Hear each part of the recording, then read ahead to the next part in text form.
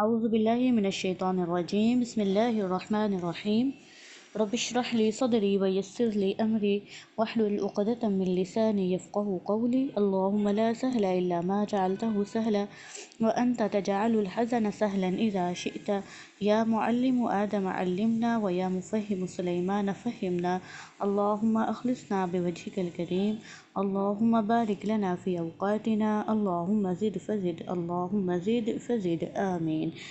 ہم القول السدید فی علم تجوید کے سبق نمبر 14 پر ہے، اور اس میں آج ہم نے پڑھنا ہے را کی ترقیق کا بیان اور را کی مختلف فی حالتیں۔ تو آ جائیں آپ، پیج نمبر ہے کتاب کا 58۔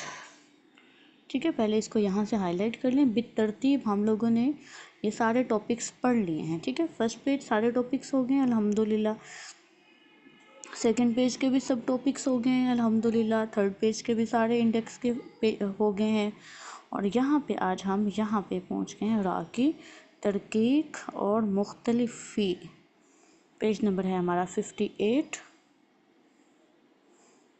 اچھا جی، کل ہم نے پڑھا تھا کہ را کی جو تفخیم ہے اس کی ہمارے پاس 12 حالتیں ہوتی ہیں، اور 12 حالتوں میں سے 8 حالتیں تو سیدھی سیدھی زبر پیش کی ہیں۔ را پر زبر پیش، را مشدد پر زبر پیش، را ساکن ما قبل زبر پیش، را ساکن ما قبل ساکن ما قبل زبر پیش۔ 8 حالتیں ایسی ہوتی ہیں، 3 حالتیں کسرہ کی وجہ سے ہوتی ہیں، اور را ساکن ما قبل کسرہ ما بعد حروف مستعلیہ، را ساکن ما قبل کسرہ کسرہ عارضی، را ساکن ما قبل کسرہ پچھلے کلمہ میں ہو تو 11 حالتیں ہو جاتی ہیں۔ اور ایک حالت جو ہے وہ را پر تب ہوتی ہے جب را پر وقف بالاسکان کی بجائے وقف بالروم کیا جائے، اور وہ یہ ہے کہ را مضمومہ پر اگر روم کریں گے تو اس را کو ہم تفخیم کے ساتھ پڑھیں گے۔ آج جو ہے ہماری را اس کی حالتیں یہ ہیں کہ را کو باریک کب پڑھیں گے، را کو باریک کب پڑھیں گے۔ تو ہم نے یہ کہا تھا کہ جو کسرہ ہوتی ہے نا، کسرہ کی وجہ سے را باریک ہو جاتی ہے، تو بالکل سیم اسی پیٹرن پر را کے نیچے زیر ہو، را مشدد کے نیچے زیر ہو، را ساکن ما قبل زیر ہو، ٹھیک ہے، را ساکن ما قبل زیر ہو، را ساکن ما قبل ساکن ما قبل زیر ہو، دوبارہ سے را کے نیچے زیر ہو، را مشدد کے نیچے زیر ہو، را ساکن ما قبل زیر ہو، را ساکن ما قبل ساکن ما قبل زیر ہو، را کے نیچے زیر ہو، را مشدد کے نیچے زیر ہو، را ساکن ما قبل زیر ہو، را ساکن ما قبل ساکن ما قبل زیر ہو۔ یہ 4 حالتیں یاد کریں۔ اس کے اوپر ابھی تنبیہ ہے، ایک بڑی امپورٹنٹ تنبیہ ہے، اس کو ہم ڈسکس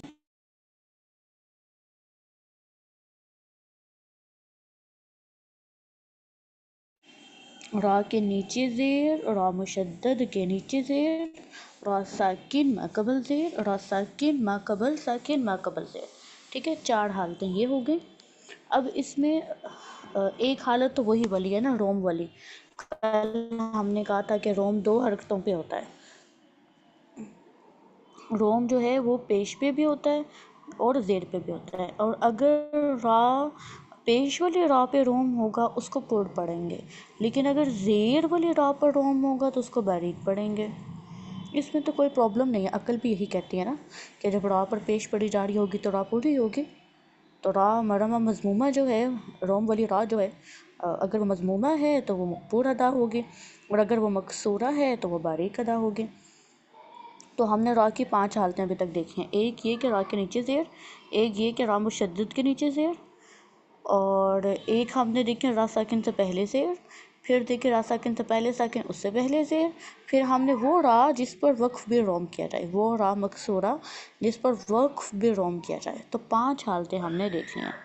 اب یہ ہے کہ اگر را ساکن ما قبل جو ساکن ہے وہ یا ساکن آ جائے، را ساکن ما قبل یا ساکن آ جائے تو بھی را باریک ادا ہوگی۔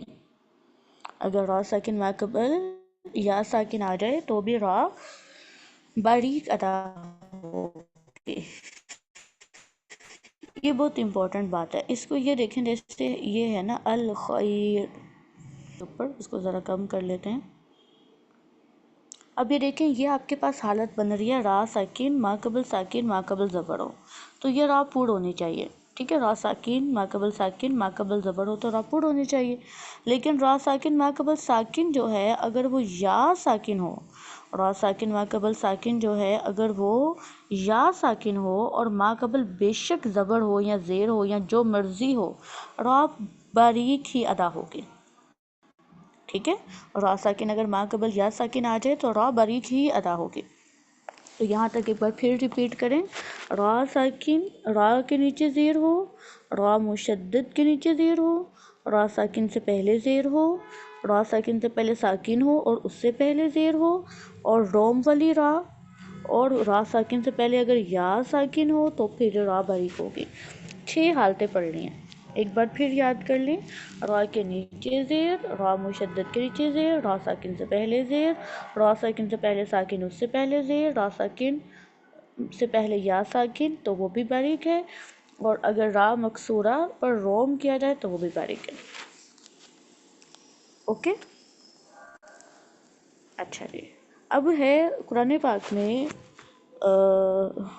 ایک لفظ ہے بسم اللہ مجریہا، ٹھیک ہے، سورہ ہود میں آتا ہے، اس میں ہم اس کو نا جو یہ زیر ہے اس کو ہم ذرا لمبے یا کی طرح پڑھتے ہیں، مجریہا، اس کو نا امالہ کہتے ہیں۔ امالہ یہ ہوتا ہے جیسے آپ اردو میں کہتے ہیں، عربک میں بچوں کو پڑھاتے ہیں با، اور اردو میں پڑھاتے ہیں بے، الف بے پے تے سے، بے پے تے، اور ہم عربک میں پڑھاتے ہیں الف با تا سا، با تا بے تے، ٹھیک ہے، تو با کو بے پڑھنا امالہ کہلاتا ہے، یعنی کہ الف کی آواز کو، یہ الف ہے، اس الف کی آواز کو بڑی یا کی طرف جھکا کر پڑھنا، ٹھیک ہے، جھکاؤ الف کا بڑی یا کی طرف جھکاؤ، تو اس کو ہم امالہ کہتے ہیں، الف کا بڑی یا کی طرف جھکاؤ، اس کو ہم امالہ کہتے ہیں۔ اور یہ قرآن پاک میں ایک ہی جگہ ہے، روایت حفظ میں ایک ہی اس کی اگزامپل ہے، وہ مجرے کے را میں ہے، اس میں ہم امالہ کرتے ہیں، مجری یا مجرا نہیں پڑھتے، مجرے رے، مجریہا، تو یہاں بھی جب امالہ ہوتا ہے تو را باریک ادا ہوگی، جب امالہ ہوگا تو را باریک ادا ہوگی، ٹھیک ہو گیا، سمجھ آ گئی؟ تو را کے باریک ہونے کی 7 حالتیں ہیں۔ نمبر 1، را کے نیچے زیر ہو، را مشدد کے نیچے زیر ہو، را ساکن قبل زیر ہو، را ساکن ما قبل یا ساکن ہو، اور را ممالہ یعنی کہ امالے والی را وہ بھی باریک ہوگی، اور روم والی را مکسورہ بھی باریک ہوگی۔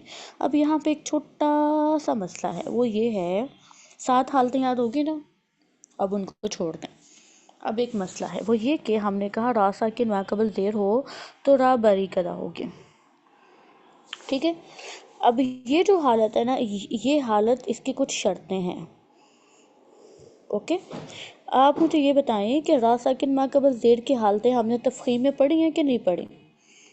را ساکن ما قبل زیر کی حالتیں ہم نے تفخیم میں پڑھی ہیں یا نہیں پڑھی؟ کچھ یاد آ رہا ہے؟ را ساکن ما قبل زیر کی جی پڑھی ہیں، اوکے، باقی لوگ بھی بتائیں، یس، اوکے، پڑھی ہیں، ٹھیک ہے، بس 3 لوگوں نے پڑھی ہیں، باقی لوگ را ساکن ما قبل زیر کی حالتیں پڑھی ہیں نا؟ ہاں، اب دیکھیں را ساکن ما قبل زیر ہو، اب آپ ترکیق میں اگر آپ نے کہنا ہے نا را ساکن ما قبل زیر ہو، تو بیٹا آپ اس کو جنرل ایسے نہیں بول سکتے، جنرل بولیں گے تو دیکھیں را ساکن ما قبل زیر تم میں تو را پور بھی ہوتی ہے، خود تو پڑھ کے آئے ہیں ابھی ہم، ٹھیک ہے، تو اس والی شکل کے ساتھ نا کچھ کنڈیشنز لگا دیتے ہیں، را ساکن ما قبل زیر ہو تو را باریک ہوگی 3 شرطوں پہ۔ نمبر 1 شرط یہ ہے کہ را ساکن ما قبل زیر ہے تو ما بعد موٹا حرف نہ ہو، ٹھیک ہے، وہی جو پیچھے حالت تھی نا، یہاں پہ کنڈیشن لگا دی کہ را ساکن ما قبل زیر کو آپ نے تب باریک کرنا ہے جب را ساکن ما قبل زیر ہو اور بعد میں موٹا حرف نہ ہو، ٹھیک ہے، اسی طرح را ساکن ما قبل زیر یہی والی حالت را باریک ہوگی جب را ساکن ما قبل زیر ہو لیکن وہ زیر جو ہے وہ اصلی زیر ہونی چاہیے، کیونکہ اگر عارضی زیر ہو پھر تو را موٹی ہو جائے گی، ابھی تو پڑھ کے آئے ہیں، اگر عارضی زیر ہوگی تو را موٹی ہو جائے گی۔ تو دوسری شرط اس کی یہ لگاتے ہیں کہ را ساکن ما قبل جو زیر ہے وہ اصلی زیر ہونی چاہیے، اگر عارضی زیر ہوگی تو را باریک نہیں ہوگی، پھر موٹی ہو جائے گی۔ تو را ساکن ما قبل زیر ہو تو وہ کیا ہونی چاہیے؟ ایک بات یہ کہ حروف مستعلیہ بعد میں نہ ہو، دوسری شرط یہ ہے کہ وہ جو کسرہ ہے وہ کسرہ اصلی ہونی چاہیے، عارضی نہیں ہونی چاہیے، عارضی ہوگی تو را موٹی ہوگی۔ اور تیسری شرط اس کی یہ ہے کہ جو کسرہ ہے وہ اسی کلمہ میں ہونی چاہیے، اگر پچھلے کلمہ میں ہوگی تو را موٹی ہو جائے گی۔ تو جو وہ پیچھے 3 حالتیں پڑھی تھی نا، وہی را ساکن ما قبل کسرہ کی یہاں پہ انہوں نے شرط لگا دی ہے۔ تو یہاں تک ہم نے را کی تفخیم بھی پڑھ لی الحمدللہ، اور را کی ترقیق بھی پڑھ لی ہے، ابھی آپ کو یاد ہونی چاہیے، ٹھیک ہے؟ کیا پڑھا ہے؟ را پر زبر پیش، را مشدد پر زبر پیش، را ساکن ما قبل زبر پیش، را ساکن ما قبل ساکن ما قبل زبر پیش، 8 حالتیں، پھر 3 حالتیں کسرہ کی، را ساکن ما قبل کسرہ اور ما بعد حروف مستعلیہ، را ساکن ما قبل کسرہ، کسرہ عارضی، را ساکن ما قبل کسرہ پچھلے کلمہ میں، اور وہ را مضمومہ جس پر روم کیا جائے۔ یہ ساری 12 حالتیں جو ہیں را کی تفخیم کی ہیں۔ پھر ہم نے 7 حالتیں پڑھی ہیں را کی ترقیق کی، ان میں پڑھا را کے قبل زیر، را ساکن ما قبل ساکن ما قبل زیر، را ساکن ما قبل یا ساکن، را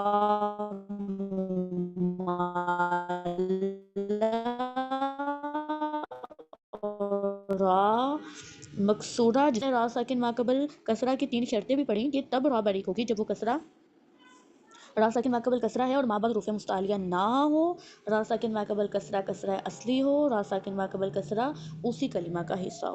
یہی ساری باتیں کتاب میں لکھی ہیں۔ اب کچھ راءات ایسی ہیں جو مختلف بھی ہیں، ان میں آپ کی مرضی ہے، آپ چاہیں تو تفخیم پڑھ لیں، آپ چاہیں تو ترقیق پڑھ لیں، دونوں ادائیگی درست ہیں۔ آپ تفخیم بھی پڑھ سکتے ہیں اور ترقیق بھی پڑھ سکتے ہیں۔ اب اس میں یاد رکھنے کا پوائنٹ یہ ہے کہ را مختلفی، اوکے میں ریپیٹ کر دیتی ہوں، آواز کٹ گئی ہے تو۔ اب را مختلفی کا مطلب کیا ہے؟ را مختلفی کا مطلب یہ ہے ایسی را جس کو آپ پر بھی ادا کر سکتے ہیں اور جس کو آپ باریک بھی ادا کر سکتے ہیں، آپ جس کو پر بھی ادا کر سکتے ہیں اور باریک بھی ادا کر سکتے ہیں۔ تو اس میں یاد رکھنے کی بات یہ ہے کہ جتنی بھی مختلف فی راءات ہیں وہ یہی والی ہیں جو کتاب میں لکھی ہیں، اس سے ایکسٹرا کوئی بھی نہیں ہے، کوئی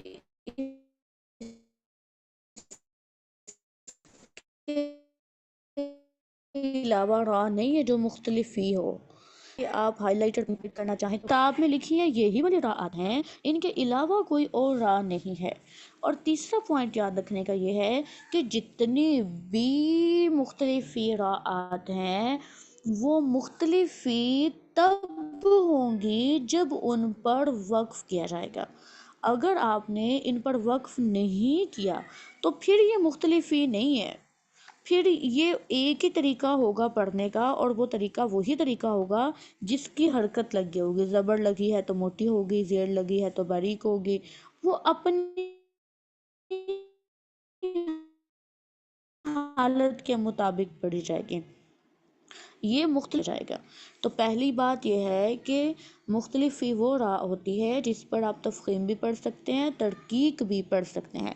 دوسری بات، جتنے کلمات لکھے ہیں روایتی حفظ میں اتنے کلمات ہیں، اس لیے یہ سوچنے کی ضرورت نہیں ہے کہ کوئی بہت مشکل قاعدہ ہے، بس یہی کلمات ہیں۔ تیسری بات یہ ہے کہ یہ مختلف فی تب ہوں گے جب وقف کیا جائے، اگر وقف نہ کیا گیا پھر یہ مختلف فی نہیں ہے، پھر پڑھنے کا ایک ہی طریقہ ہے اور وہ طریقہ وہ ہوگا جو بن رہا ہوگا۔ چوتھی بات یہ ہے کہ کلو فرقن ایک واحد کلمہ ہے، کلو فرقن کے را واحد را ہے جس میں وقفاً دو وجہ ہیں ہی ہیں، وصلاً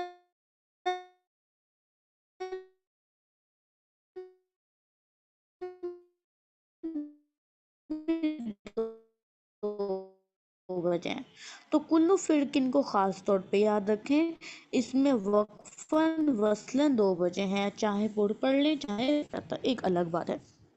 اچھا ہوگی پاکستان میں نا ایک یہ ہے تھوڑا پرابلم، کچھ لوگوں کی زبان میں لکنت ہوتی ہے، وہ را کو ٹھیک نہیں ادا کر سکتے۔ آواز بہت کٹ رہی ہے، کہاں سے کٹ گئی ہے آواز بتائیں، میں دوبارہ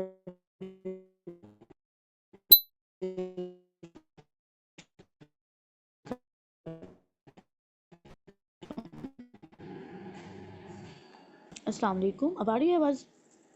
کلو فرقن کی جو را ہے وہ واحد را ہے جس میں کلو فرقن جو ہے اس کی را واحد را ہے جس میں 2 وجہ ہیں جو مختلف ہی ہے ہر حال میں۔ باقی جو راعات ہیں نا وہ ہر حال میں مختلف ہی نہیں ہے، ہر حال میں مختلف ہی نہیں ہے، صرف وقفاً مختلف ہی ہیں۔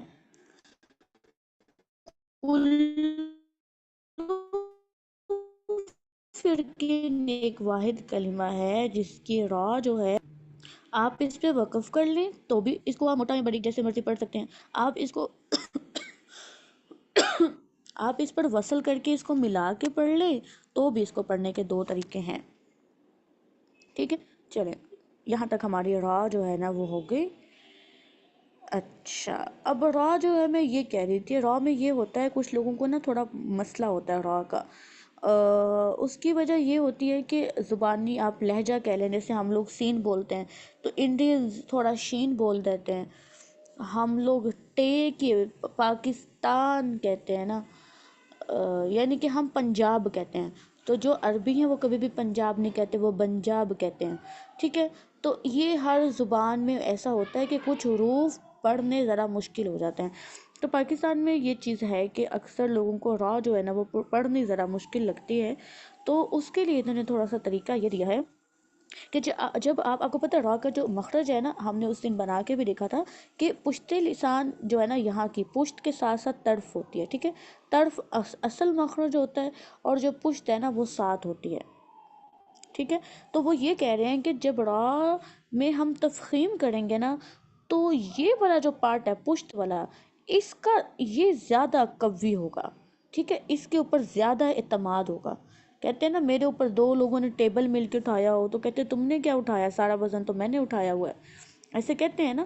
تو جب را کی ادائیگی ہوگی تو پشت لسان زیادہ وزن اٹھائے گی، اس کے اوپر زیادہ برڈن ہوگا اور طرف لسان کا تعلق ویک ہوگا، لیکن جب ہم ترکیب پڑھیں گے تو طرف لسان کا تعلق جو ہے وہ مضبوط ہوگا اور جو پشت لسان ہے اس کے اوپر جو وزن ہے وہ ذرا کم ہوگا، بس یہی بات ہے۔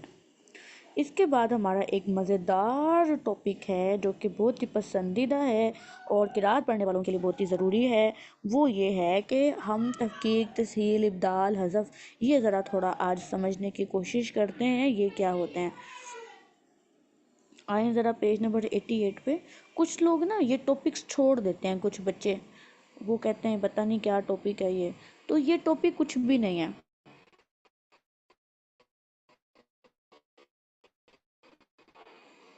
ٹھیک ہے؟ اس کو ہم تھوڑا آئیں گے، ہم نے اس کے لیے ایک الگ اور بھی دن رکھا ہے تحقیق تسہیل کے لیے تاکہ ہم اسے اچھے سے سمجھ سکیں۔ دیکھیں تحقیق کیا ہوتا ہے، ہم کہتے ہیں فار ایگزامپل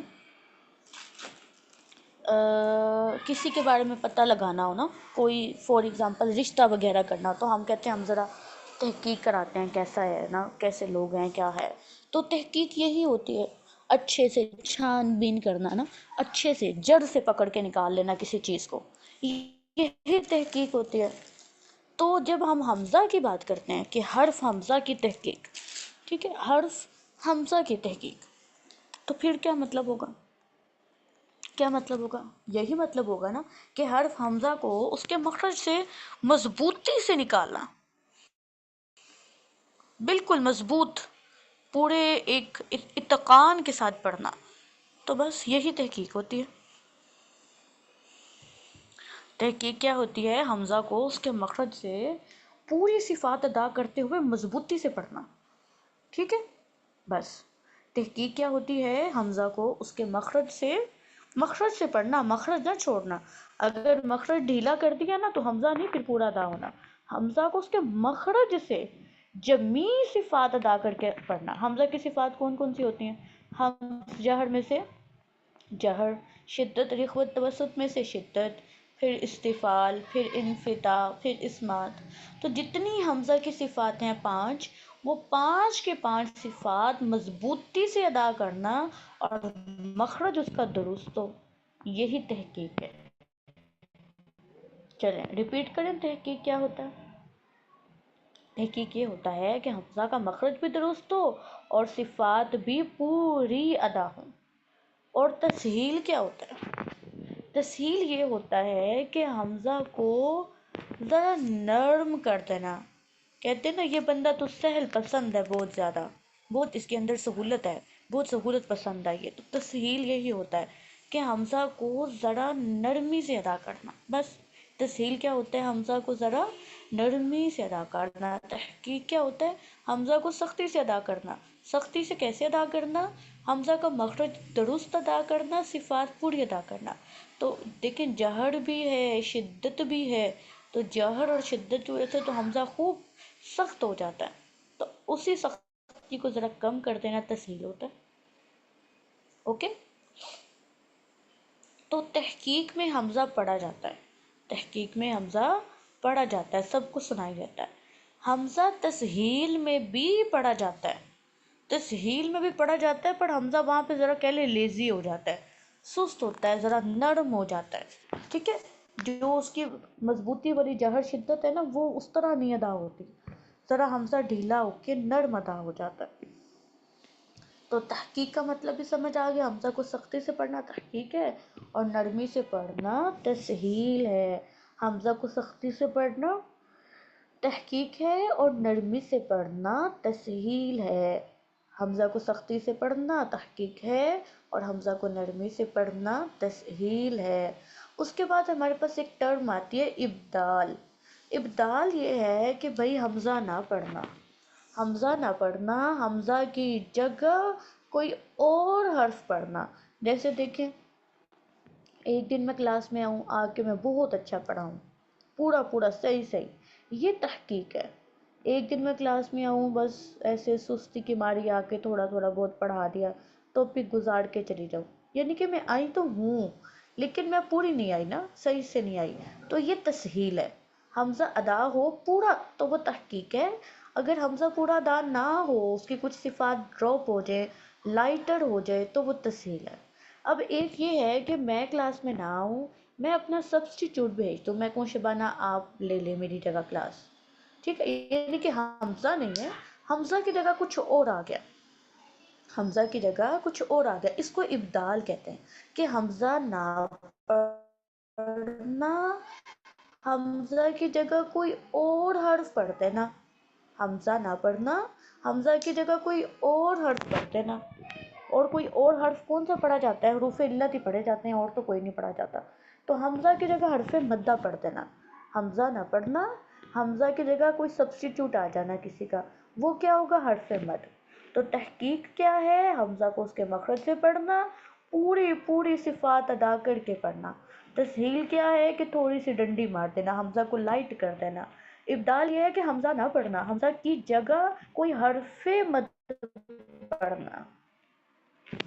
اور حذف کیا ہے؟ حذف یہ ہے کہ میں چھٹی کر لوں، نہ میں آؤں نہ میں اپنا سبسٹیچیوٹ بھیجوں، تو بس میں غائب ہی ہو جاؤں، یہ حذف ہے. اسکپ، حمزہ پڑھنا ہی نہ، حمزہ کا وجود ہی ختم کر دینا، یہ حذف ہے.